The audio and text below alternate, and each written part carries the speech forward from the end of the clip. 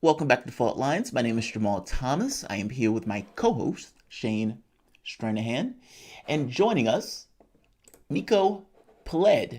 Miko Peled is a human rights activist and author of The General Sun Journey of an Israel into Palestine, and Injustice, the story of the Holy Land Foundation 5. Miko, again, thank you for joining us on the show. Absolutely. So we have been paying attention and watching events that have been taking place in Israel, especially along the lines of some of the new negotiations that have taken place between Israel and the UAE, but more so in regards to what we consider to be, well, violence. And violence in the case of Palestinians, and injustice from the standpoint of Israel. Can you give us an update on what is taking place right now in Israel, especially under this notion of annexation? And you could say, I guess, the deal that the UAE is using, saying that annexation was part and parcel to the reason they came up with that agreement. Sure, I'm happy to do it. I just for to clarify, I usually prefer to call the country Palestine, even though it is occupied and it is governed by the state of Israel. The country itself remains Palestine, and the reason I do that is because when we call the country Israel, we're legitimizing the apartheid and the racism and the violence. So what we're seeing is, number one, we're seeing a criminal that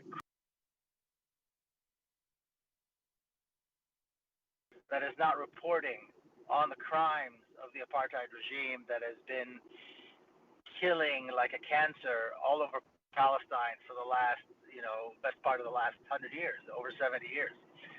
So I think that's very troubling, and it's great to have you guys bring these things up and some of the other, alternative media outlets that do report on it. But we don't hear anything. The general public that is not familiar with the alternative media sources just don't know.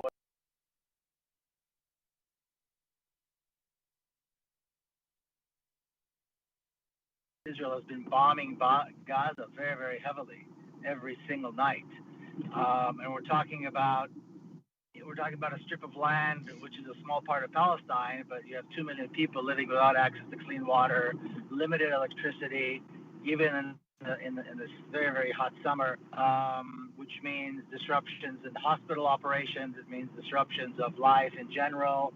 We can't take for granted any of the things that we do. They can't take for granted any of the things that we do, not only because they're being bombed every single night, but also because they don't have regular access to electricity, or medical supplies, or healthcare, or travel, and so forth. So, I mean, this is going on all the time. You don't see anything about this being reported. There was just a heroic march by Palestinian women, Palestinian mothers, whose children were killed in criminal activity. But when there's criminal activity within Palestinian communities, Israeli police does not intervene. So, of course, it makes it very easy for criminal elements to take over, and innocent civilians are being killed. And this is a very, very serious problem in the community of Palestinians who are citizens, who are also citizens of the state of Israel. Nothing is being reported. They marched halfway down the country, over 100 miles from the city of Haifa to Jerusalem, to the center of government. This was never reported. Nobody even talked about this. Nobody talks about the problem. It's a lot like what used to happen in South Central LA with drugs and violence that were being pushed into the community, by the authorities practically, and then the authorities wouldn't intervene, and so on. So we have all this happening, and then we have these headlines, that suddenly Israel signs an agreement with the United Arab Emirates, as though this is some big deal. Israel's been doing business with these corrupt semi-state, semi-kingdoms, semi-princedoms, whatever the hell they are, for a very long time. And for a healthy amount of money and a healthy amount of arms sales, these people are willing to make peace with anybody, with the devil himself. So they throw the Palestinians out the window, and they make peace with Israel because Trump is promising them weapons. So that's really what is happening on the ground on a regular basis. And again, it's good that we have media outlets like you guys that are actually willing to discuss this and report this. Miko, But thank you for the compliment there at the end. I actually wanted to get into something that we haven't talked about with you. If you're okay with it, I'd just like to talk about your background. So we Okay. introduce you, human rights activist and author of The General's Son: Journey of an Israeli in Palestine. Again, we introduce you as the author of a book, the title of which is The General's Son. I know you were the son of a prominent Israeli general. That gives you a unique perspective on the military there, on the situation. That also makes you a unique voice in the Israeli political scene. But I don't know all that much more about your history. Would you be willing to get into that? If not, no worries. But I'd just be curious to hear. Granted all that. Sure. Yeah, I'm happy to do it. Sure. Great. Yeah, thank you. Yeah, I mean, I honestly don't know where to start. Where do you think would be a good place to start with understanding where you came to this, what your political perspective is now, where it was derived, and what you cared about, how you moved into that current stance? Well, I'll just give you the spiel that I kind of normally give. I mean, basically, I was raised in a very patriotic, military family. My father was a general. He was among the young officer in the War of 1948, where Israel was established. Then he remained in the military, and he was among the generals of the 1967 war. And the 48 war and 1967 war really defined Palestine, because those were the two wars in which the state of Israel came to control all of Palestine. And then my father did something very interesting. After he retired from the military in 1968, he began talking about the possibility and the need more than the possibility, to start negotiating with the Palestinian people, to recognize the Palestinian people as an independent people who have the right to self-determination. And that is when this idea that we know today as the two-state solution was really born, where the idea is that there would be a Palestinian state in the West Bank and the Gaza Strip, East Jerusalem would be their capital, and so on. Just for saying that, he was immediately branded a traitor, and he was ostracized and became an outcast. So from being this heroic military figure, highly respected, he suddenly became a traitor because he dared to speak about the Palestinians and to say the word Palestinians. But the problem with that solution, with this two-state solution, is, of course, that it's not a realistic solution. A state of Israel cannot recognize the Palestinians as a nation that deserves self-determination, because that negates the entire premise of the existence of the state of Israel, which is that Palestine, or what they call the land of Israel, belongs to all the Jewish people. You know what I mean? So if it belongs to all the Jewish people that live in America and in Europe and everywhere else, then what the hell are these Palestinians doing here, and who are they? That is one of the stranger elements. I've been to Israel twice.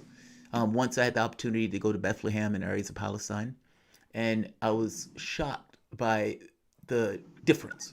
Like, Israel, honestly, if you're in Jerusalem, especially if you're in Tel Aviv looks like Beverly Hills. But Jerusalem looks like Little America to some degree. You cross over into Bethlehem, and you look like you're in the middle of, nowhere. It's a drastic difference in the lifestyles and the living situation of the Palestinians versus otherwise. It's something you said also that I want to highlight.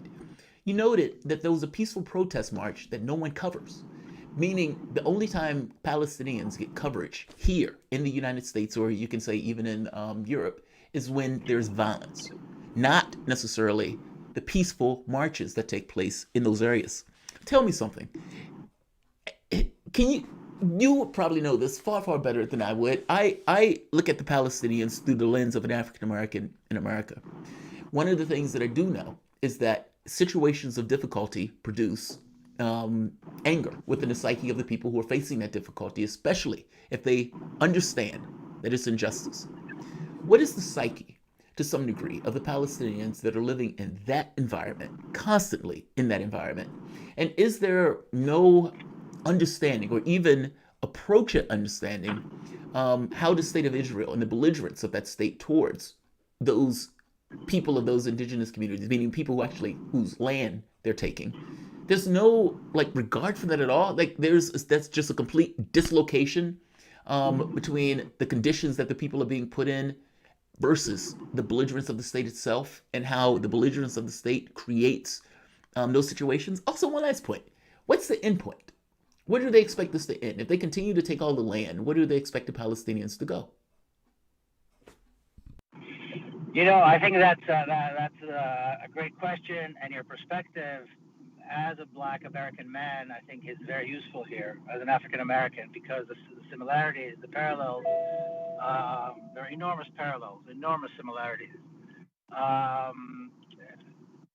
think the most obvious similarity is that both the African American community in America and the Palestinian community, which granted are indigenous to Palestine, and that's maybe the one difference, are incredibly peaceful communities. In other words, they're communities that have rarely engaged in any kind of violence throughout the history, a long history of oppression and violence towards them.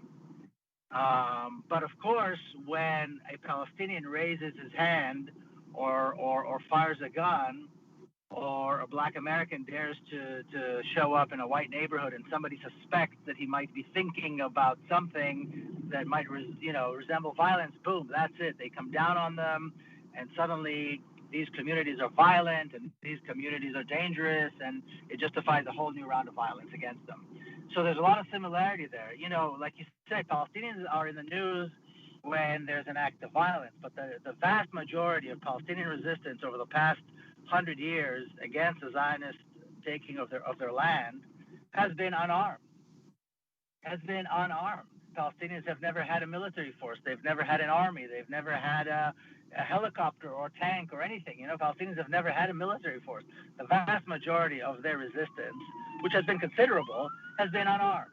They've done it in many, many other different ways. And today, probably the most prominent and well-known is the call for boycott, divestment, and sanctions, which is, of course, an excellent method. So, there's a lot. So there are many similarities in that regard. Now, in terms of what Israelis think and how they see this end, I think there's similarities here as well. You always blame the victim. If there's anything going wrong with the African American community in America, it's of course their fault, because they don't work hard, because they're lazy, because they're this, because they don't go to school, because they have all these issues. The same thing is being said by Israeli officials all the time, and the media, about the Palestinians. They're lazy, they're violent, they're disorganized, and so on and so forth. It's all their fault, which of course it isn't. In either case, in both cases, it's never the victim's fault. But in terms of the way Israel sees it is, well, we have no choice. We always have to go into fight. We always have to, this is the reality, and this is how it's going to be forever. Palestinians can leave, fight, or surrender. Those are the three options. A life where there's a real peaceful coexistence is not an option that Palestinians are given by Israel, which means that Israel is willing to always have this life of killing people, always being a very militaristic society, relying on the military heavily, and as long as they have the upper hand, they're fine. They don't care. That is the voice of Miko Peled. We've got to take a break. Miko Peled is a human rights activist and the author of The General Son, Journey of an Israeli in Palestine, and also the author of Injustice, the story of the Holy Land Foundation 5. By the way, you can follow Miko on Twitter at Miko Peled, Mikopeled. You can also buy his books. That's Miko Peled. You can also buy his books on Amazon and learn more about him and his work by going to mikopeled.com. Again, we're taking a break. We'll be back in just a second with Miko. You're listening to Fault Lines with Thomas and Stranahan. All right, there we go. Now we've got a break with some silence. We're going to come back in. Jamarl, do you want to bring us back in, or what's your take? I can do it. All right, we're coming back. You're listening to Fault Lines with Thomas and Stranahan. We're joined by Miko Peled, human rights activist and author of The General Son, Journey of an Israeli in Palestine, also the author of Injustice, the story of the Holy Land Foundation 5. Miko, we're talking about Israel, Palestine. I want to turn for a second to Israel and Pompeo. Pompeo given a speech at the RNC yesterday. People now in the United States pushing back, saying maybe they'll invoke the Hatch Act. Maybe Pompeo is violating some rules there, acting out of his position as the Secretary of State. I'm curious about your position on that topic. We don't need to get into that. I'm also curious about, you were talking about the UAE-Israel deal, opening up negotiations, and Israel stating at least that it's going to hold off on annexing these Palestinian territories. We can get into that. that too specifically. But what's your take on Pompeo getting some pushback in the States? Do you think that indicates anything in the States in terms of our view of Israel, or do you think this is purely political here? And also, what do you think Pompeo's up to while he's over there? What have you been following in terms of his activities? Well, his job over there is to butter up these regimes like the UAE, like Sudan, and probably Bahrain coming up as well, to agree to sign some kind of a peace agreement to open diplomatic relations with Israel, in return for which their regimes will receive money and arms and then access and the usual things that the empire provides when you when you do the things that the empire demands. In terms of what is happening here and him speaking at the Republican convention, the Trump administration never cared about these things, and they get away with violating American laws and rules and customs. Trump has done it from the very get-go. So why shouldn't Pompeo do it?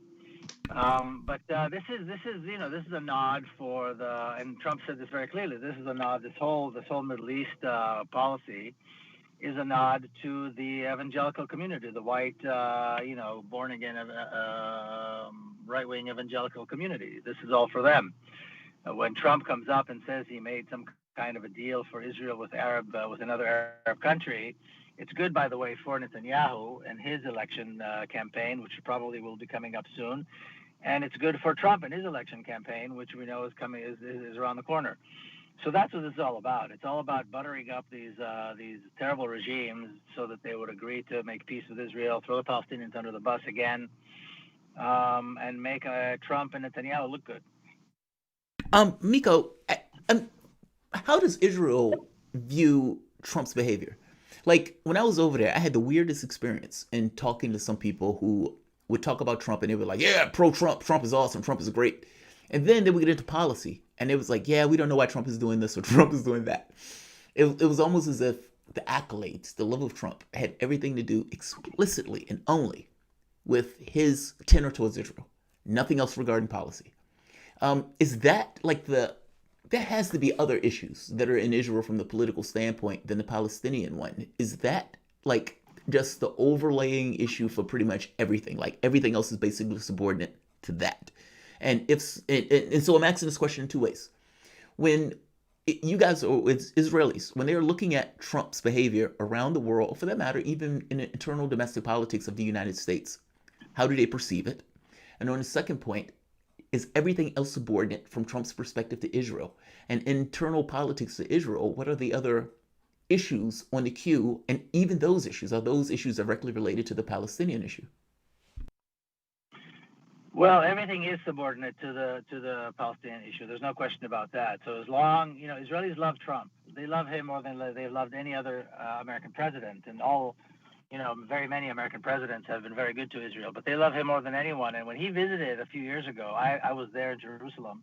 And when he came to visit, the thing they loved the most about him is that he did not bring a plan. He did not have a peace plan. He did not have anything any demands of them. They were given a blank check more than any other time in history to do anything they wanted, and so they love him beyond belief. And this is really it is the overriding issue. As long as they keep he's agreeing to sell weapons to Israel at enormous amounts, the foreign aid flows freely. Anything that has to do with Israeli policy in the Middle East and the Israeli policy towards Iran, he embraces and supports.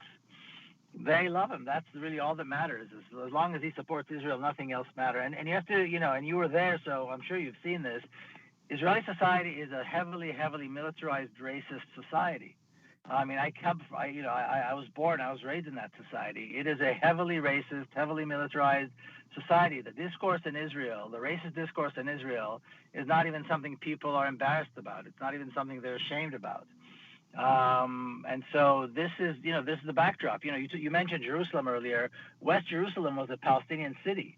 West Jerusalem until 1948 was Palestinian, and in 1948 it was subjected to a 100% ethnic cleansing campaign. Not a single Palestinian lives or exists or was allowed to remain in West Jerusalem. Tel Aviv was Jaffa, and a bunch of other small Palestinian towns and villages, all wiped off. Tel Aviv is really like walking on a graveyard of towns and cities and people that until 1948 lived there. But now, like you said, you walk around there, and these are the completely modern, kind of westernized cities.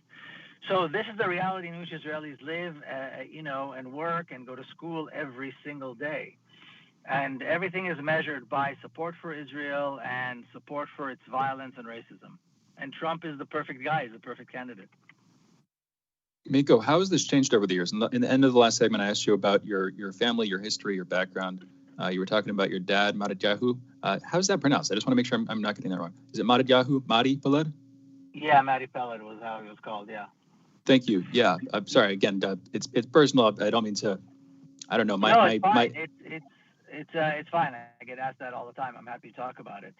What I'm curious about is how has it changed over the years? He was prominent in advocating for a two-state solution, going up against the Israeli establishment at the time. How is in Israel the national view, the political view of the Palestinian question changed over the decades since he first took a stand on that issue? It hasn't changed at all. The only difference is that there used to be this desire to pretend to want peace, and over the last, 3-4 decades, they realized they don't even need to pretend, so they're not even pretending anymore. But in terms of, the Palestinians, the state of Israel was established after a massive campaign of ethnic cleansing and massacres perpetrated against the Palestinians.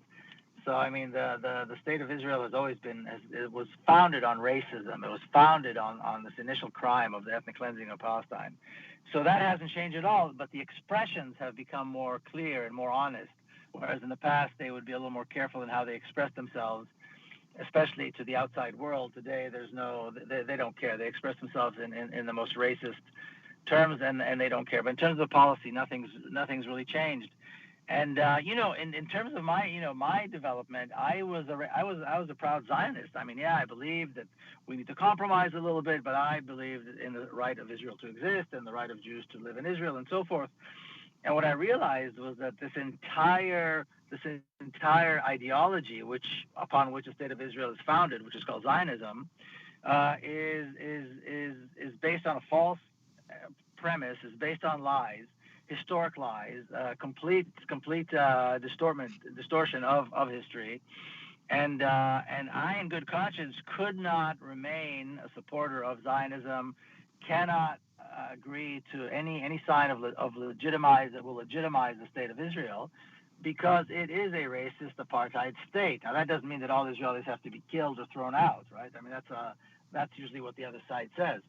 But we need to look at a decolonizing of Palestine. We need to look at creating a political environment with one person, one vote, with complete equality, and getting rid of the privilege that I have when I'm there, or not even getting rid of it, extending the same privilege to Palestinians.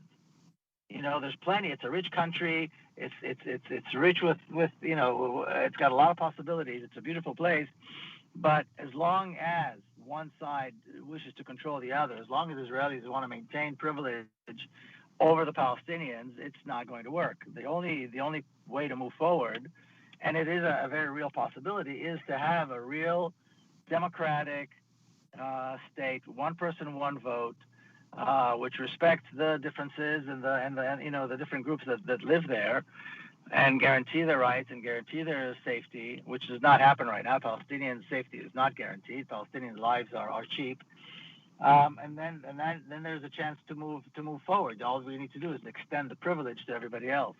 Why is it in there? I'm guessing that it's in the interest of the Israeli establishment to not extend those interests. Can you just talk about, or to not extend those privileges? Can you just talk about why? Can you talk about what structurally, why does it benefit the Israeli establishment to continue this weird situation, this complicated, drawn-out, violent situation?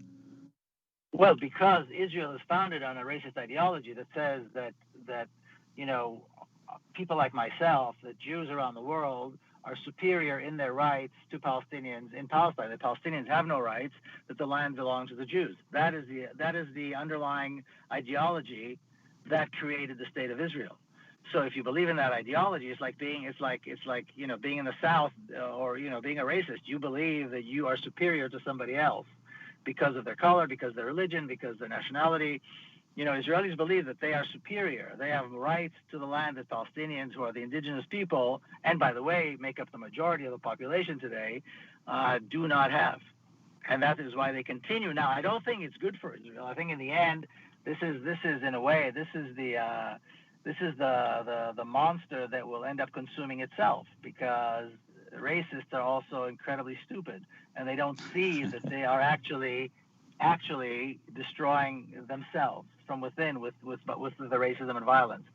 And so that's this absurd reality in which Israeli society and the state of Israel live.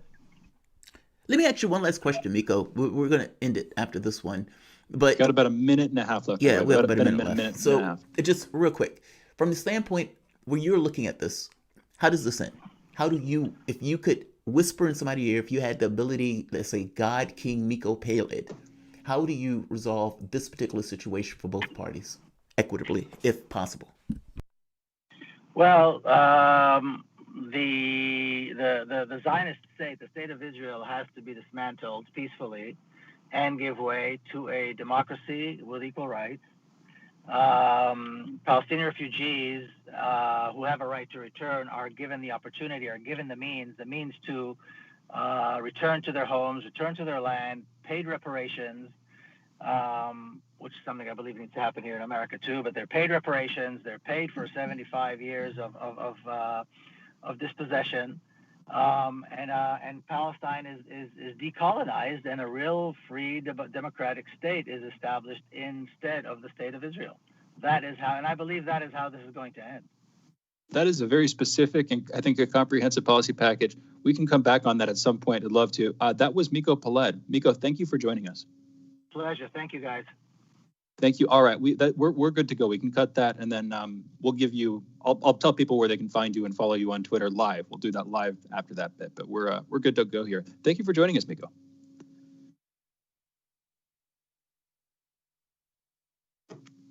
All right, he's out. Jamarl? He is so knowledgeable about the subject, so I always love having him on the show. Totally. Yeah, no, he's good. He's good. No, that was very good. I feel like also, yeah, I'd like to get deeper into the family stuff next time, just a little bit. And then he talked about being a Zionist and like switching out of that and becoming more critical of the situation there. That's always fascinating to me. That's all. I love that to hear is how. Always the breaking of an ideology is always fascinating. Like a Klansman, and he comes to the realization, hey, maybe this isn't right. You know what I mean? Like, Yes. it's like, Yeah. what allowed you there first, and then what changed it? Yeah. And so yeah, that would be great to get into his family. Even being the son of a general in that way, like what does that mean in terms of him growing up? And I would strongly suspect that the condemnation of his dad propagated him that much further in this point of view. But yeah, we'll talk to him about it. Now, my wife hates it when I psychoanalyze. It's like, hey, did them going after your dad in any way have you feel some way about the system? I would, if I felt that my dad, somebody who I looked up to, somebody who I loved, somebody who I always revered, and the society is coming down on him, and he's not doing anything wrong, I would feel some kind of way about that. So yeah, Totally. All right, Let's end it. Like, share, subscribe, all the good stuff, and this will be polished and everything else for the show. All right, my man. I'll talk to you tomorrow, Shane, and all right, everyone peace else. out tomorrow. Thanks, everybody.